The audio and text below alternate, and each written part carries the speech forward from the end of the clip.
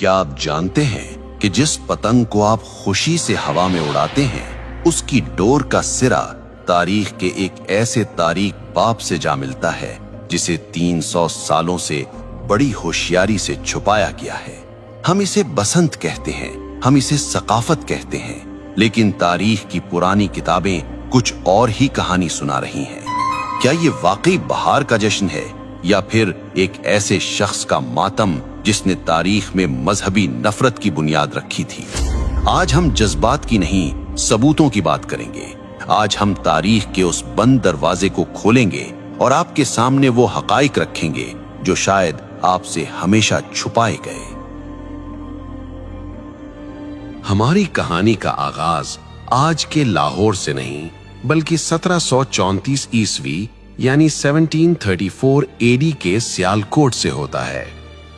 ये मुगल बादशाह मोहम्मद शाह रंगीला का दौर था। सियालकोट के एक मदरसे में मुस्लिम और हिंदू बच्चे साथ पढ़ते थे। तारीखी किताबों के मुताबिक एक दिन बच्चों में बहस छिड़ गई।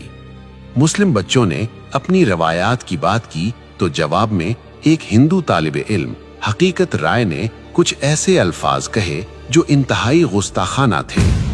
उसने नाउज़ुबिल्लाह नबी करीम सल्लल्लाहु अलैहि वसल्लम की लख्त जिगर सैयदा फातिमतुज़ ज़हरा रज़ी अल्लाह अन्हा की शान में नाज़ेबा कलिमात कहे।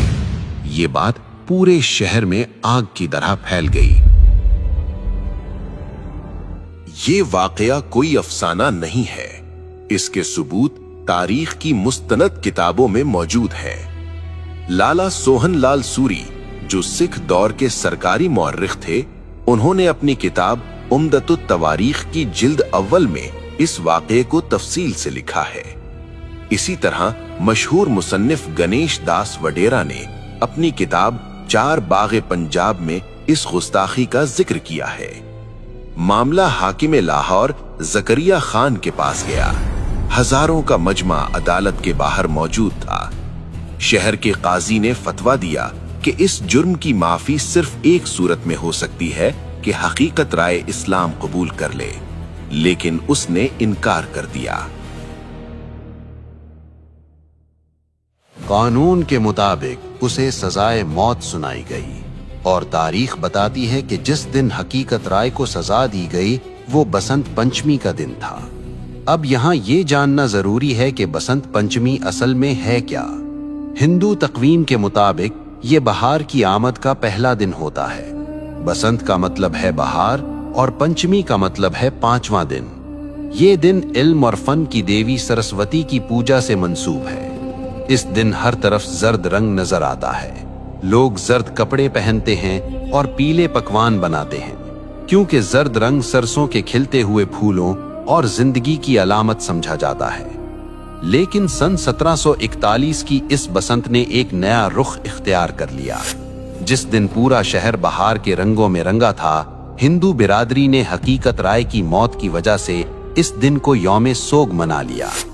कहा जाता है कि उसकी याद में उन्होंने आसमान की बुलंदियों की तरफ पतंगें उड़ाना शुरू की ताकि उसकी रूह को खिराज तहसीन पेश किया जा सके और ये पैगाम दिया जाए कि एक मासूम की रूह आसमानों की वुसअतों में आजाद है। ये था वो बीज जो एक मजहबी जश्न के अंदर एक खास वाक़े की याद और नफरत की जमीन में बोया गया था। लेकिन हैरत की बात यह है कि वो दिन जो एक मौत के दुख में सोग के तौर पर शुरू हुआ था, वो वक्त की धूल में दबकर एक अजीमुशान जश्न में कैसे बदल गया। वक्त का पहिया घूमा और पंजाब में सिखों की हुकूमत कायम हो गई। ये महाराजा रंजीत सिंह का दौर था। रंजीत सिंह ने देखा कि बसंत का त्यौहार लोगों में मकबूल है। उन्होंने इस मजहबी सोग को एक शाही मेले में बदल दिया। तारीखी रिकॉर्ड्स बताते हैं कि महाराजा हर साल इस त्यौहार पर लाखों रुपए उस जमाने के पतंगों और इनामो इकराम पर लुटा देते थे। यहीं से मुसलमानों ने भी अनजाने में इसे महज एक कल्चरल इवेंट समझकर मनाना शुरू कर दिया। वो भूल गए कि इसकी बुनियाद कहां रखी गई थी। फिर 1849 में अंग्रेज ब्रिटिश राज आ गए। उन्होंने देखा कि ये मेला मकामी लोगों को मसरूफ रखता है, तो उन्होंने इसे और हवा दी। अंग्रेजों के दौर में लाहौर के अंदर बाकायदा बसंत क्लब बन गए। छतों पर होने वाली पार्टियां और होटलों में होने वाले रक्स अब लाहौर की पहचान बन चुके थे। 1947 में पाकिस्तान बना, लेकिन अफसोस हम जमीन तो ले आए मगर कुछ रस्में सरहद के उस पार से अपने साथ ले आए। और फिर इस त्योहार ने अपना असली खूनी रंग दिखाना शुरू किया।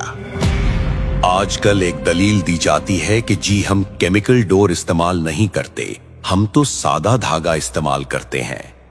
ये एक बहुत बड़ी गलतफहमी है। साइंस कहती है कि जब धागे पर कांच और केमिकल लगकर हजारों फुट की बुलंदी पर तनता है और हवा का दबाव उस पर पड़ता है तो वो तनाव की वजह से एक आरी जितना तेज हो जाता है। जब वो मोटरसाइकिल पर जाते हुए किसी इंसान के गले से टकराता है तो वो केमिकल हो या ना हो, वो शाहरग काट देता है। ये महज हादसा नहीं होता, ये कत्ल है। आइए जज्बाती बातों को छोड़कर आदादो शुमार स्टैटिस्टिक्स देखते हैं। पुलिस रिकॉर्ड और अस्पतालों के डेटा के मुताबिक सिर्फ 2006 से 2009 के 3 खूनी सालों में लाहौर, फैसलाबाद और गुजरांवाला में 119 अफराद इस खूनी खेल की नजर हुए। इनमें 40% से जायद वो मासूम बच्चे थे जो पतंग लूटते हुए छत से गिरे या सड़क पर गाड़ी के नीचे आ गए। भारत में सूरत हाल इससे भी बदतर है। जानवरों के हुकूक की तंजीम पीटा की रिपोर्ट के मुताबिक हर साल बसंत के मौसम में हजारों परिंदे आसमान में तनी हुई इन डोरों से कटकर मर जाते हैं। क्या किसी त्योहार की कीमत इतनी लाशें हो सकती हैं?